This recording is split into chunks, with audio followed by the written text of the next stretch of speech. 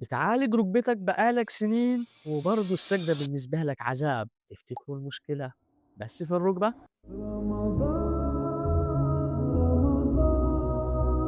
رمضان يا حبيب.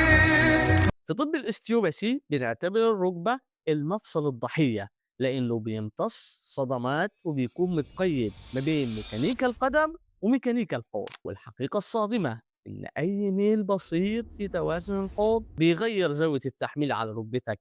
الركبة هنا مش بس فيها مشكلة، هي كمان بتدفع تمن ميزان مش مظبوط فوقها. وطول ما الحوض مش في مكانه ركبتك مش هترتاح. نصيحتي ليك وانت واقف التراويح، وزع وزنك بالتساوي على الرجلين وابعد تماما عن الوقفة اللي بتسند فيها على رجل واحدة عشان نحافظ على ميزان حوضك وتريح ركبتك. تفتكروا ايه اسم المفصل اللي بيربط بين العمود الفقري والحوض وهو المسؤول الأول عن ميكانيكا اتزان الركبة؟